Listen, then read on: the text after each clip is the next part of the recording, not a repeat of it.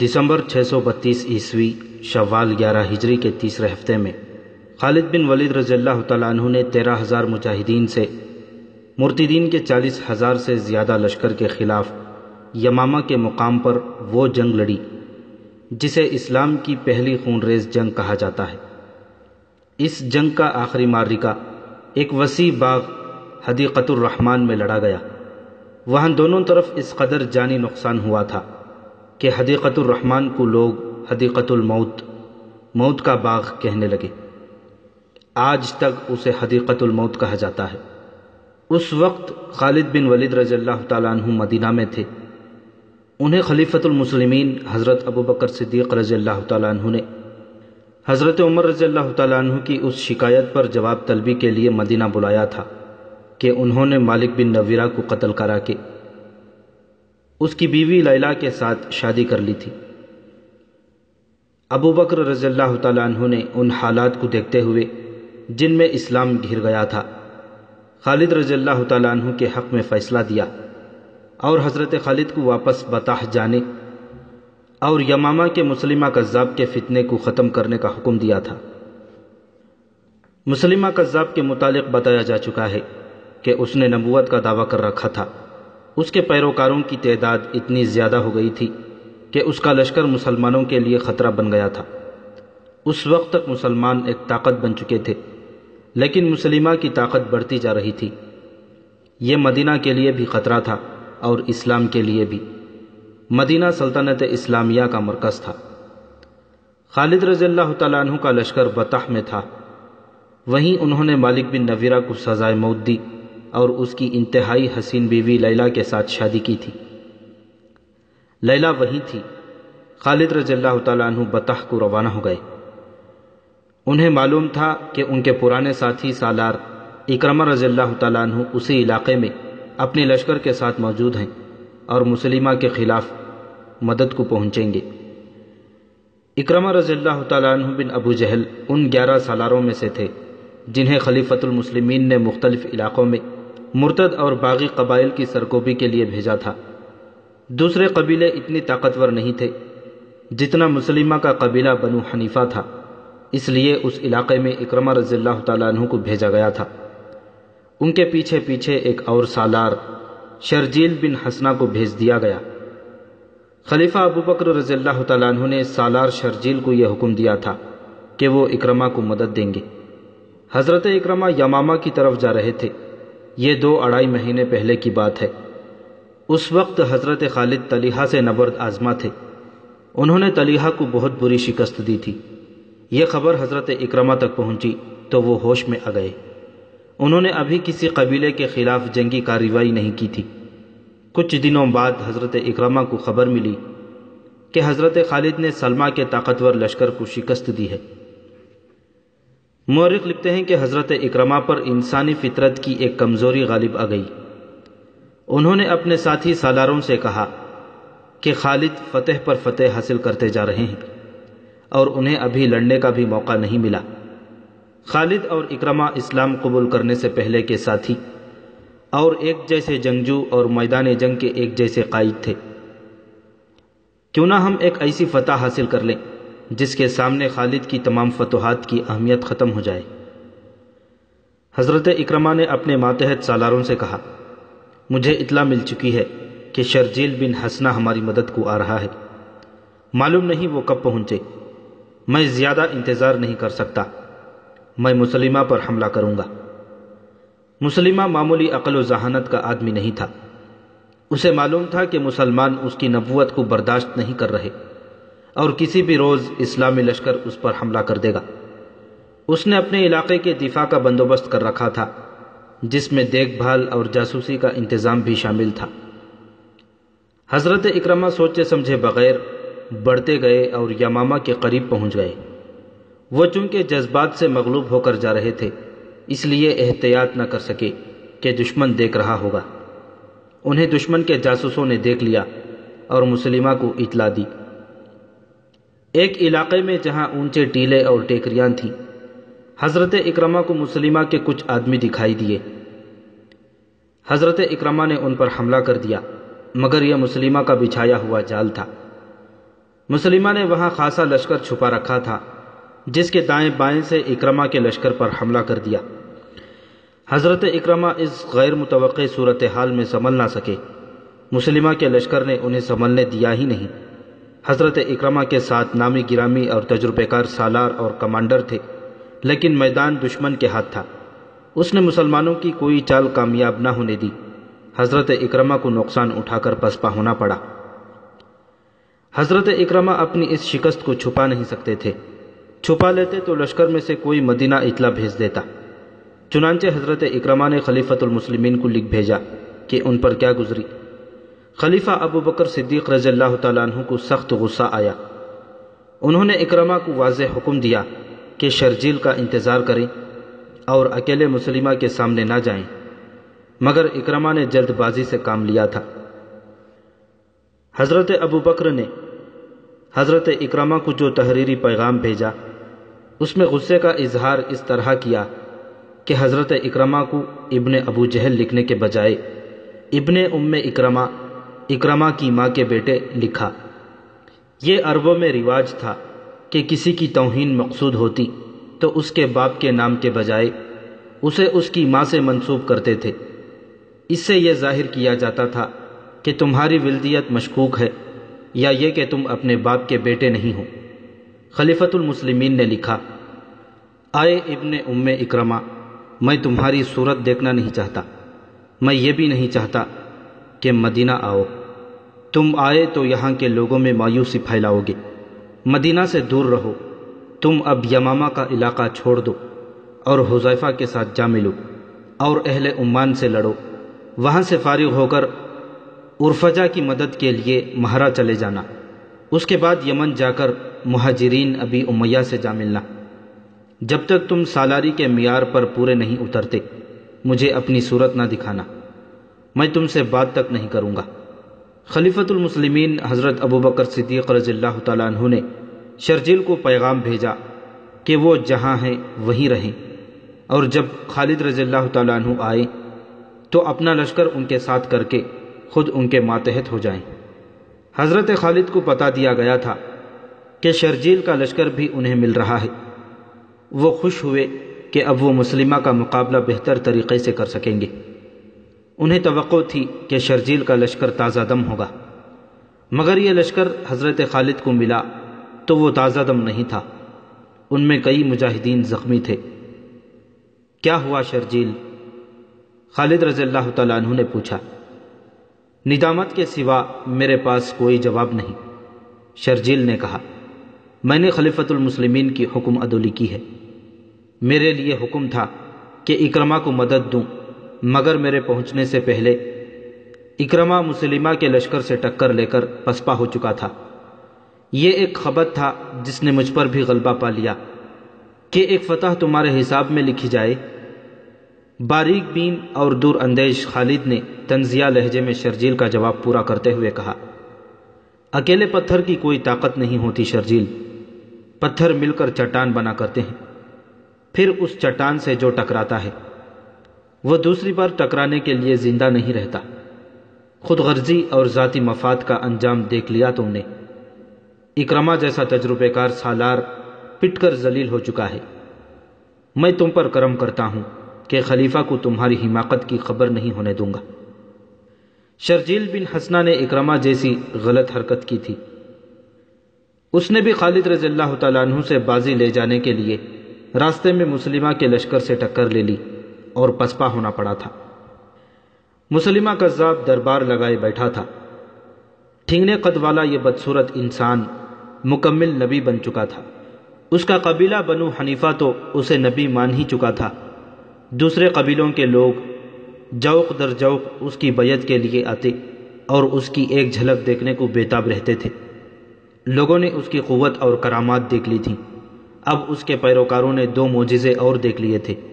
انہوں نے مسلمانوں کے 2 نامور سالاروں کو ذرا سی دیر میں میدان سے بھگا دیا تھا۔ مذہبی اور نظریاتی لحاظ سے تو مسلمان ریشم کی طرح نرم تھے، لیکن میدان جنگ میں وہ فولاد سے زیادہ سخت اور بجلیوں کی طرح قہر بن جاتے تھے۔ جنگی لحاظ سے مسلمان دہشت بن گئے تھے۔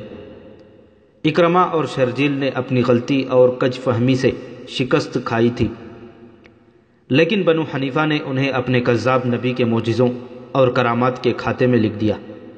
وہ کہتے تھے کہ مسلمانوں کو مسلمہ کے سوا کون شکست دے سکتا ہے۔ نہار الرجال، مسلمہ نے اپنے پاس بیٹھے ہوئے اپنے دست راست نہار الرجال سے کہا، اب ہمیں مدینہ کی طرف کوچ کی تیاری کرنی چاہیے۔ مسلمانوں میں اب وہ دمخم نہیں رہا۔ پہلے بیان ہو چکا ہے کہ نہار الرجال بن انفوا وہ شخص تھا جس نے رسول کریم صلی اللہ علیہ وسلم کے سائے میں بیٹھ کر قرآن پڑھا اور مذہب پر عبور حاصل کیا تھا، اور اسے مبلغ بنا کر مسلمہ کے علاقے میں بھیجا گیا تھا، مگر اس پر مسلمہ کا جادو چل گیا۔ اس نے مسلمہ کی نبوت کا پرچار شروع کر دیا۔ آیات قرآنی کو توڑ مروڑ کر اس نے ان لوگوں کو بھی مسلمہ کا پیروکار بنا دیا جو اسلام قبول کر چکے تھے۔ مسلمہ نے اسے اپنا معتمد خاص بنا لیا تھا۔ یہ شراب اور نسوانی حسن کا جادو تھا۔ خود مسلمہ جس کی شکل و صورت مکروہ سی تھی اور قد مضحکہ خیز حد تک ٹھنگنا تھا، عورتوں میں زیادہ مقبول تھا۔ مورخ لکھتے ہیں کہ عورتوں کے لیے اس میں ایک مخصوص کشش تھی۔ سجاح جیسی عورت جو قلوپترا کی طرح جنگی قوت لے کر مسلمہ کو تحقیق کرنے آئی، صرف ایک ملاقات میں اس کی بیوی بن گئی تھی۔ یہ مسلمہ کی جسمانی طاقت اور مقناطیسیت تھی۔ اب تو وہ بہت بڑی جنگی طاقت بن گیا تھا۔ اکرمہ اور شرجیل کو پسپا کر کے اس کے اپنے لشکر کے حوصلے بڑھ گئے تھے۔ وہ اب مدینہ پر چڑھائی کی باتیں کر رہا تھا۔ وہ دربار میں بیٹھا نہار الرجال سے کہہ رہا تھا کہ مدینہ کی طرف کوچ کی تیاری کرنی چاہیے۔ نہار الرجال کچھ کہنے بھی نہیں پایا تھا کہ مسلمہ کو اطلاع دی گئی کہ ایک جاسوس آیا ہے۔ مسلمہ نے اسے فوراً بلا لیا۔ مسلمانوں کا لشکر آ رہا ہے، جاسوس نے کہا۔ تعداد 10 اور 15,000 کے درمیان ہے۔ تم نے جب دیکھا یہ لشکر کہاں تھا؟ مسلمہ نے پوچھا۔ وادی حنیفہ سے کچھ دور تھا، جاسوس نے جواب دیا۔ اب اور آگے آ چکا ہوگا۔ ان بدبختوں کو موت وادی حنیفہ میں لے آئی ہے، مسلمہ نے رعونت سے کہا۔ انہیں معلوم نہیں کہ ان کا 10-15,000 کا لشکر میرے 40,000 شیروں کے ہاتھوں چیرا پھاڑا جائے گا۔ وہ اٹھ کھڑا ہوا۔ تمام درباری احترام کے لیے اٹھے۔ وہ نہار الرجال کو ساتھ لے کر دربار سے نکل گیا۔ اس نے اپنا گھوڑا تیار کرایا، نہار الرجال کو ساتھ لیا اور دونوں کے گھوڑے انہیں یمامہ سے دور لے گئے۔ وہ وادی حنیفہ کی طرف جا رہے تھے۔ اس وادی سے وہ زندہ نہیں نکل سکیں گے۔ راستے میں مسلمہ نے نہار الرجال سے کہا، میرے اس پھندے سے وہ واقف نہیں۔ نہار الرجال نے قہقہا لگایا اور بولا، آج محمد صلی اللہ علیہ وسلم کا اسلام وادی حنیفہ میں دفن ہو جائے گا۔ وہ آدھا راستہ طے کر چکے تھے کہ آگے سے ایک گھوڑ سوار گھوڑا سر پر دوڑاتا آ رہا تھا۔ مسلمہ کو دیکھ کر وہ رک گیا۔ یا نبی، گھوڑ سوار نے ہامتی ہوئی آواز میں کہا۔ مجاع بن مرارہ کو مسلمانوں نے قید کر لیا ہے۔ مجاع کو؟ مسلمہ نے حیرت سے کہا۔ مجاع کو مسلمانوں نے؟ نہار الرجال نے ڈری ہوئی سی آواز میں کہا۔ مجاع کی ٹکر کا ہمارے پاس اور کوئی سالار نہیں۔ مسلمہ نے کہا، مجاع کا قید ہو جانا ہمارے لیے اچھا شگون نہیں۔ مجاع بن مرارہ مسلمہ کا بڑا ہی قابل اور دلیر سالار تھا۔ وہ خالد رضی اللہ تعالیٰ عنہ سے ملتا جلتا تھا۔ مورخوں نے لکھا ہے کہ حضرت خالد کے مقابلے میں لڑنے اور جنگی چالیں چلنے کی اہلیت صرف مجاع میں تھی۔ مجاع مسلمانوں کے ہاتھوں اس طرح چڑھ گیا تھا کہ اس کے کسی قریبی رشتہ دار کو بنی عامر اور بنی تمیم کے کچھ لوگوں نے قتل کر دیا تھا۔ مجاع نے مسلمہ سے اجازت لی تھی کہ وہ لشکر کے 40 سوار ساتھ لے کر اپنے رشتہ دار کے قتل کا انتقام لے لے۔ مسلمہ اپنے اتنے قابل سالار کو مایوس نہیں کر سکتا تھا۔ اس نے اسے اجازت دے دی۔ مجاع اپنے دشمنوں کی بستی میں گیا اور انتقام لے کر واپس آ رہا تھا۔ اسے معلوم نہیں تھا کہ جس علاقے کو وہ محفوظ سمجھتا تھا وہ اب محفوظ نہیں۔ اس نے اپنے سواروں کو ایک جگہ آرام کے لیے روک لیا۔ وہ سب اپنا فرض کامیابی سے پورا کر آئے تھے۔ گھوڑوں کی زینیں اتار کر وہ لیٹ گئے اور گہری نیند سو گئے۔ حضرت خالد کا لشکر اسی طرف آ رہا تھا۔ الصبح اس لشکر کا ہراول دستہ وہاں پہنچا جہاں مجاع اپنے 40 سواروں کے ساتھ گہری نیند سویا ہوا تھا۔ ان سب کو مجاہدین نے جگایا، ان سے ہتھیار اور گھوڑے لے لیے اور انہیں حراست میں لے کر پیچھے حضرت خالد کے پاس لے گئے۔ حضرت خالد کو معلوم نہیں تھا کہ مجاع مسلمہ کا بڑا قیمتی سالار ہے۔ خالد رضی اللہ تعالیٰ عنہ اسے بھی محض سوار یا سپاہی سمجھ رہے تھے۔ انہوں نے دراصل بڑا موٹا شکار پکڑا تھا۔ انہوں نے یہ تو بتا دیا کہ وہ مسلمہ کی فوج کے آدمی ہیں، لیکن مجاع کا رتبہ ظاہر نہ ہونے دیا۔ کیا تم ہمارے مقابلے کے لیے آئے تھے؟ خالد رضی اللہ تعالیٰ عنہ نے ان سے پوچھا۔ نہیں، ایک نے جواب دیا، ہمیں تو معلوم ہی نہ تھا کہ مسلمانوں کا لشکر آ رہا ہے۔ ہم بنی عامر اور بنی تمیم سے اپنے ایک خون کا بدلہ لینے گئے تھے۔ میں نے مان لیا، خالد رضی اللہ تعالیٰ عنہ نے کہا، میں تمہاری جان بخشی کر سکتا ہوں۔ اب میرے اس سوال کا جواب دو کہ تم کسے اللہ کا سچا رسول مانتے ہو اور کس پر ایمان رکھتے ہو؟ بے شک مسلمہ اللہ کا سچا رسول ہے، ایک سوار نے جواب دیا۔ خدا کی قسم، خالد رضی اللہ تعالیٰ عنہ نے کہا، تم میری توہین کر دیتے تو میں تمہیں بخش دیتا۔ اپنے رسول کی توہین کو میں کس طرح برداشت کر سکتا ہوں؟ تم اپنے رسول کو مانو، ہم اپنے نبی کو مانتے ہیں۔ مجاع نے کہا، اصل بات بھی یہی ہے کہ مسلمہ رسالت میں محمد صلی اللہ علیہ وسلم کا برابر کا حصہ دار ہے۔ ہم سب کا عقیدہ یہی ہے۔ سواروں نے کہا، ایک نبی تم میں سے ہے، ایک ہم میں سے ہے۔ خالد رضی اللہ تعالیٰ عنہ نے تلوار کھینچی اور ایک ہی وار سے ایک سوار کا سر اڑا دیا اور حکم دیا کہ سب کو قتل کر ڈالو۔ حضرت خالد کے آدمی آگے بڑھے اور مجاع کو پکڑ کر اس کا سر کاٹنے کے لیے جھکا دیا۔ اسے قتل کرنے والے کی تلوار ہوا میں بلند ہوئی۔ ہاتھ روک لو! قیدی سواروں میں سے ایک، جس کا نام ساریہ بن عامر تھا، چلایا، اس آدمی کو زندہ رہنے دو، یہ تمہارے کام آ سکتا ہے۔ تب انکشاف ہوا کہ مجاع بنو حنیفہ کے سرداروں میں سے ہے، لیکن یہ پھر بھی نہ بتایا گیا کہ یہ سالار بھی ہے۔ خالد رضی اللہ تعالیٰ عنہ دور اندیش تھے۔ کسی قبیلے کا سردار بڑا قیمتی یرغمال ہو سکتا تھا، اسے کسی نہ کسی موقع پر استعمال کیا جا سکتا تھا۔ خالد رضی اللہ تعالیٰ عنہ مجاع کے پاؤں میں بیڑیاں ڈلوا کر اسے اپنے خیمے میں لے گئے اور اپنی بیوی لیلا کے حوالے کر دیا، باقی سب کو قتل کرا دیا۔ مسلمہ کے لیے مجاع کی گرفتاری معمولی نقصان نہیں تھا، لیکن وادی حنیفہ وہ پھندا تھا جو اس نقصان کو پورا کر سکتا تھا۔ اس کے علاوہ مسلمہ کے لشکر کی تعداد 40,000 تھی اور مسلمانوں کی تعداد 13,000 تھی۔ مسلمہ کے پاس گھوڑ سوار اور شتر سوار دستے زیادہ تھے۔ بعض مورخوں نے مسلمہ کی لشکر کی تعداد 70,000 لکھی ہے۔ بہرحال تعداد 40,000 سے زیادہ تھی، کم نہ تھی۔ خالد رضی اللہ تعالیٰ عنہ کی ایک کمزوری تو یہ تھی کہ لشکر کی تعداد خطرناک حد تک کم تھی۔ دوسری کمزوری یہ تھی کہ وہ اپنے مستقر سے بہت دور تھے، جہاں کمک اور رسد کا پہنچنا ممکن نہیں تھا۔ انہیں صرف ایک سہولت حاصل تھی، اس علاقے میں پانی اور جانوروں کے لیے ہرے چارے کی کمی نہیں تھی۔ وہ زرخیز کھیتوں اور باغوں کا علاقہ تھا۔ مسلمہ کو ہرے بھرے کھیتوں اور باغوں کا غم کھا رہا تھا۔ اس نے نہار الرجال سے کہا کہ وہ ایسے انداز سے لڑنا چاہتا ہے کہ مدینہ کا لشکر بستیوں کو، کھیتیوں اور باغوں کو نہ اجاڑ سکے۔ تاریخوں میں لکھا ہے کہ مسلمہ کسی قسم کی تذبذب، اضطراب یا پریشانی میں مبتلا نہ ہوا۔ وہ اس طرح بات کرتا تھا جیسے اسے اپنی فتح کا یقین ہو۔ وہ بڑی موزوں بنیادوں پر کھڑا بات کر رہا تھا۔ اس کا 40,000 کا لشکر برتر بھی تھا اور یہ سب مسلمہ کے نام پر جانیں قربان کرنے والے لوگ تھے۔ مسلمہ کی نبوت کا تحفظ ان کے لیے جنون بن چکا تھا۔ حضرت خالد پھندے میں آنے والے سالار نہیں تھے۔ موتا میں وہ پھندے میں آ چکے تھے، یمامہ کے علاقوں سے وہ واقف نہیں تھے۔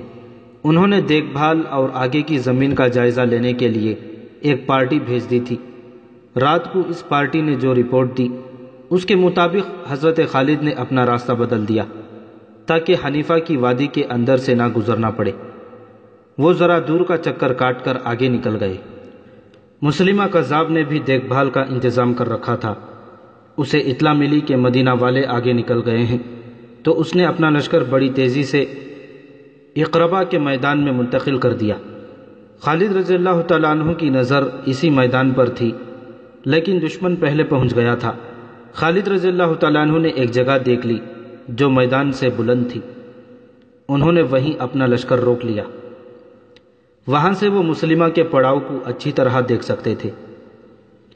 مسلمہ نے اسی میدان کو بہتر اور موزوں سمجھا تھا۔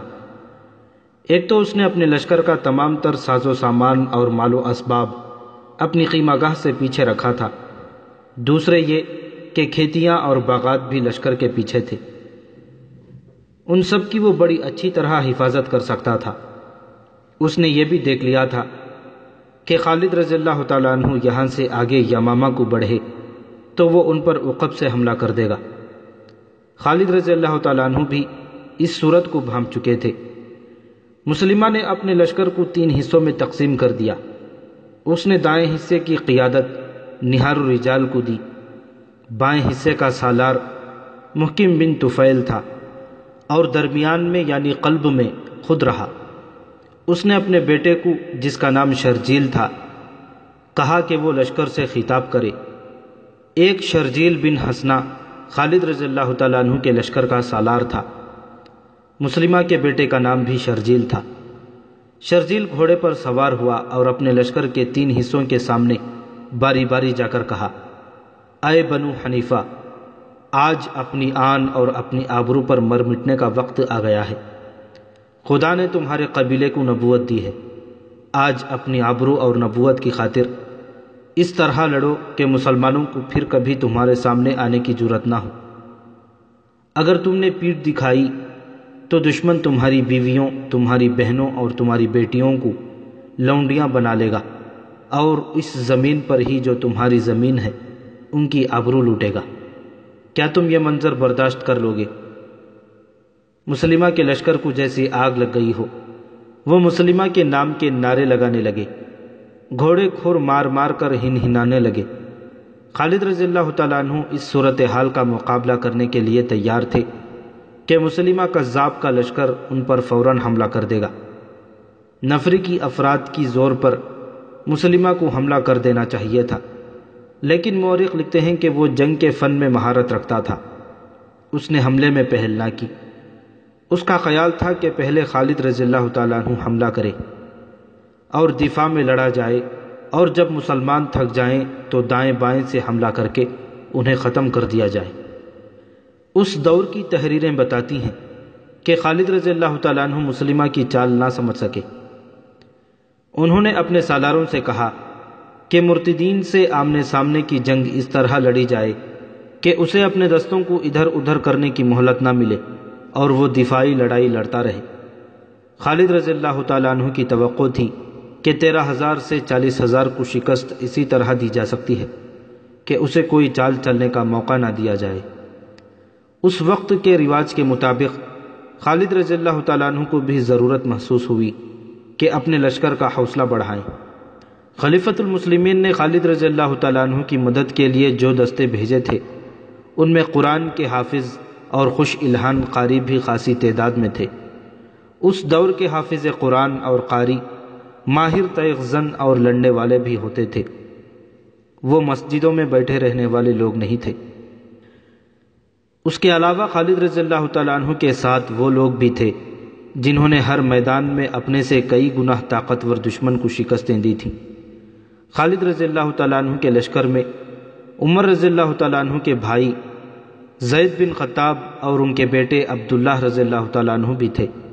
ان کے علاوہ ابو دجانہ رضی اللہ تعالیٰ عنہ بھی تھے، جو جنگ احد میں ان تیروں کے سامنے کھڑے ہو گئے تھے جو رسول اکرم صلی اللہ علیہ وسلم پر آ رہے تھے۔ انہوں نے اپنے جسم کو آپ صلی اللہ علیہ وسلم کی ڈھال بنا دیا تھا۔ خلیفۃ المسلمین کے بیٹے عبد الرحمن بھی تھے۔ اور ایک خاتون ام عمارہ رضی اللہ تعالیٰ عنہ اپنے بیٹے کے ساتھ گئی تھیں۔ ام عمارہ رضی اللہ تعالیٰ عنہ جنگ احد میں باقاعدہ لڑی تھیں۔ ان کے علاوہ وحشی نام کا حبشی بھی خالد رضی اللہ تعالیٰ عنہ کے ساتھ تھا، جس کی پھینکی ہوئی برچھی نشانے سے بال برابر ادھر ادھر نہیں ہوتی تھی۔ قبول اسلام سے پہلے جنگ احد میں اسی وحشی نے حضرت حمزہ رضی اللہ تعالیٰ عنہ کو برچھی پھینک کر شہید کیا تھا۔ مجاہدین کا لشکر تعداد میں تو کم تھا، لیکن جوش جہاد اور جذبے کے لحاظ سے کمتر نہ تھا۔ حضرت خالد نے خود بھی اپنے لشکر کا حوصلہ بڑھایا اور قرآن کے حافظوں اور قاریوں نے کہا کہ وہ مجاہدین مدینہ کو آیات قرآنی سنا کر بتائیں کہ وہ گھروں سے اتنی دور کس مقصد کے لیے لڑنے آئے ہیں۔ قاری اپنی پر اثر آوازوں میں لشکر کو وہ آیات سنانے لگے جن میں مسلمانوں کے لیے جہاد فرض قرار دیا گیا ہے۔ یہ سلسلہ رات بھر چلتا رہا۔ اللہ کے سوا اور کون تھا جو ان قلیل تعداد مجاہدین اسلام کی مدد کرتا؟ مورخین کے مطابق مجاہدین کے اس لشکر نے تمام رات عبادت اور دعاؤں میں گزار دی۔ دسمبر 632 عیسوی کے تیسرے ہفتے کی ایک صبح طلوع ہوئی تو خالد رضی اللہ تعالیٰ عنہ نے مسلمہ کے لشکر پر حملے کا حکم دے دیا۔ حضرت خالد نے بھی اپنے لشکر کو 3 حصوں میں تقسیم کر رکھا تھا۔ قلب کی قیادت انہوں نے اپنے پاس رکھی تھی۔ ایک طرف ابو حذیفہ رضی اللہ تعالیٰ عنہ اور دوسری طرف زید بن خطاب رضی اللہ تعالیٰ عنہ تھے۔ مسلمان جس قہر و غضب سے حملہ آور ہوئے اور جس بے جگری سے لڑے، وہ دیکھ کر حضرت خالد کو امید بن گئی کہ وہ مرتدین کے لشکر کو اکھاڑ پھینکیں گے۔ خود حضرت خالد سپاہیوں کی طرح لڑ رہے تھے، لیکن خاصا وقت گزر جانے کے بعد بھی مسلمہ کا لشکر جہاں تھا وہیں رہا۔ بہت سے مجاہدین پہلے حملے میں ہی شہید ہو گئے۔ دن گزرتا جا رہا تھا، میدان جنگ کا قہر بڑھتا جا رہا تھا۔ ایک شور تھا، چیخ و پکار تھی، کربناک آہ و بکا تھی جو زمین و آسمان کو ہلا رہی تھی۔ مسلمہ کا لشکر گھوم پھر کر لڑ رہا تھا۔ اس کی کوشش یہ تھی کہ مسلمانوں کو گھیرے میں لے لے، اور مسلمانوں کا عزم یہ تھا کہ مرتدین کے اس لشکر کے قدم اکھاڑنے ہیں اور یمامہ پر قبضہ کرنا ہے۔ دونوں لشکر اپنی اپنی کوششوں میں ناکام ہو رہے تھے۔ اگر کامیاب تھا تو وہ مسلمہ کا لشکر تھا۔ مسلمہ کذاب بہت چالاک اور ہوشیار جنگی قائد تھا۔ وہ یہ جائزہ لیتا رہا کہ مسلمان کس وقت تھک کر چور ہوتے ہیں۔ آدھا دن گزر گیا، زمین خون سے لال ہوتی جا رہی تھی، زخمی انسان بھاگتے دوڑتے گھوڑوں تلے کچلے جا رہے تھے۔ مسلمان اس قدر بے جگری سے لڑنے کی وجہ سے کچھ جلدی تھک گئے۔ مسلمہ نے بھانپ لیا۔